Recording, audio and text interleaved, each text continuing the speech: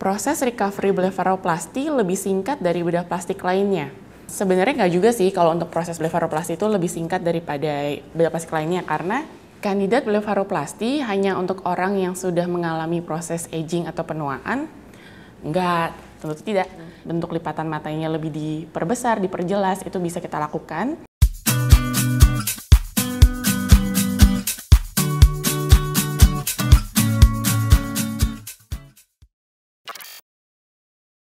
Hai, saya Dr. Elrika Safira, dokter spesialis bedah plastik, rekonstruksi, dan estetik di Plastik Klinik, Jakarta. Di Tanya Dokter kali ini, saya mau menjelaskan mengenai blefaroplasti. Tapi biar lebih seru, mungkin kita pakai cara yang lain ya. Kita pakai fishbowl yuk. Nah, udah ada nih fishbowlnya. Tapi sebelum masuk ke pertanyaan-pertanyaan, saya mau menjelaskan dulu blefaroplasti adalah prosedur apa sih? Blefaroplasti adalah prosedur yang dilakukan pada kelopak mata, baik kelopak mata atas maupun bawah. Kita lakukan operasi pembentukan supaya bentuknya lebih proporsional. Sekarang kita masuk ke pertanyaan ya. Oke, coba kita buka ya.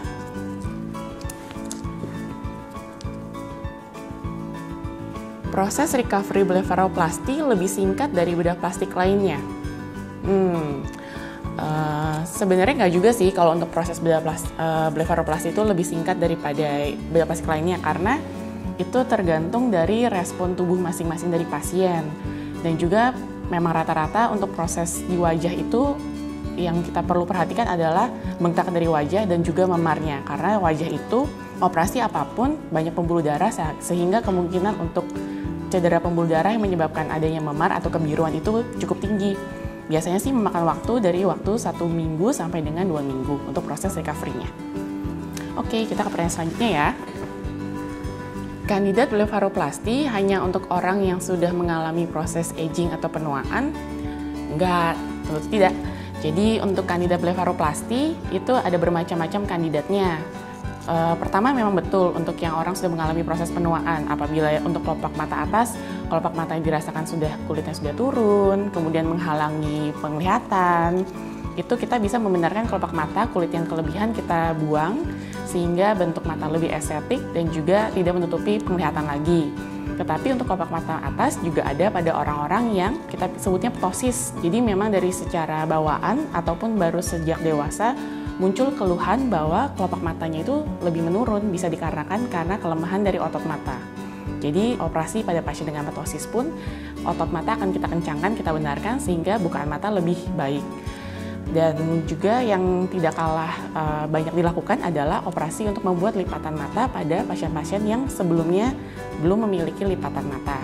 Itu untuk upper blefaroplasti. Tapi kalau kandidat untuk pasien yang lower blefaroplasti itu bisa dari yang aging itu dan juga pada pasien muda. Sekarang ini banyak pasien muda juga mencari untuk dilakukan operasi lower blefaroplasti karena sudah dipengaruhi oleh genetika.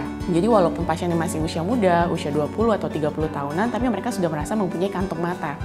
Jadi tidak hanya pada yang sudah tua saja ya, operasi ini bisa dilakukan. Oke. Nah, manfaat dari upper blefaroplasti dan lower blefaroplasti. Mungkin menyambung jawaban saya dari pertanyaan sebelumnya ya. Jadi untuk upper blefaroplasti sesuai dengan kandidat pasien yang dilakukan tindakan ini, pertama tentunya untuk memperbaiki nilai estetika, bentuknya lebih proporsional. Mungkin ada pasien yang ingin bentuk lipatan matanya lebih diperbesar, diperjelas, itu bisa kita lakukan. Dan juga membantu secara fungsional untuk supaya pandangan penglihatannya tidak tertutup oleh kulit mata yang sudah menurun.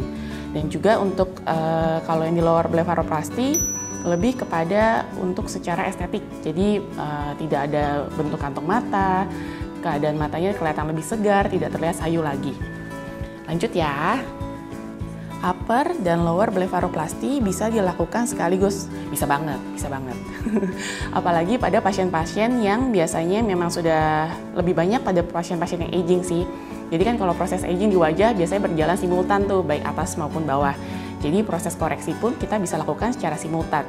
Dan biasanya pasien akan lebih nyaman karena kita lakukan dalam proses sedasi. Jadi pasien tidak akan merasakan nyeri sama sekali. Oke, apa nih? Waktu yang diperlukan untuk tindakan blefaroplasti. Oh, jadi waktu operasinya ya. Jadi kalau untuk waktu operasinya sendiri berbeda nih. Kalau untuk yang upper blefaroplasti relatif lebih singkat karena bisa dilakukan dalam bius lokal. Tapi bisa juga sih kalau misalnya pasiennya merasa tidak nyaman atau juga merasa takut saat mau operasi dilakukan dalam proses sedasi. Kalau untuk upper blepharoplasty biasa kita 1,5 jam lah kira-kira. Kalau untuk lower blepharoplasty karena biasanya lebih nyaman pasien dilakukan dalam proses sedasi mungkin sampai sekitar 2 jam ya.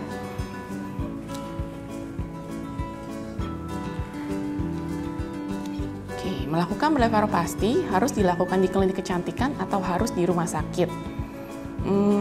Jadi sebenarnya bisa dilakukan di klinik kecantikan, tetapi tentunya klinik kecantikan yang sudah jelas dilakukan oleh memang dokter yang berkompeten di bidangnya, yaitu dokter spesialis bedah plastik, ataupun bila di rumah sakit tidak harus karena proses operasi blepharoplasty biasanya pasien bisa langsung pulang, jadi tidak harus menginap, seperti itu.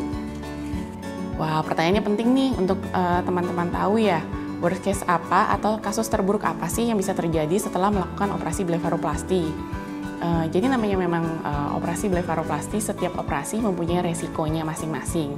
Tetapi karena di sini kita melakukan pada kedua sisi, ada sisi kanan, sisi kiri. Kalau untuk resiko yang ringannya itu bisa terjadi asimetri atau ketidaksamaan antara kiri dan kanan. Walaupun kita akan selalu mengusahakan untuk simetris kiri dan kanan. Tapi kalau untuk worst case-nya, karena kita melakukan prosedur pada bagian yang sensitif yaitu dekat dengan bola mata, worst case-nya adalah bisa terjadi kebutaan. Walaupun angka kejadian ini sangat rendah karena kita sudah tahu bagaimana caranya melakukan prosedur dengan aman.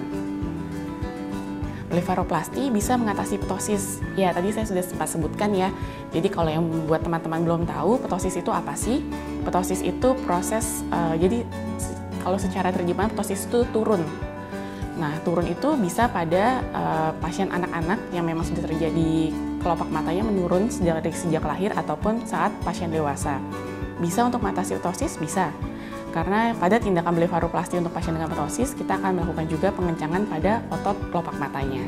Oke, kita udah 8 pertanyaan nih, berarti itu sudah pertanyaan yang terakhir ya. Nah, untuk teman-teman yang masih ada pertanyaan lain mungkin terkait dengan blepharoplasty, jangan ragu untuk boleh komen di kolom komentar, atau misalnya mau pertanyaan langsung bisa DM ke kita ataupun hubungi admin Plastetik Klinik langsung ya. Sampai jumpa!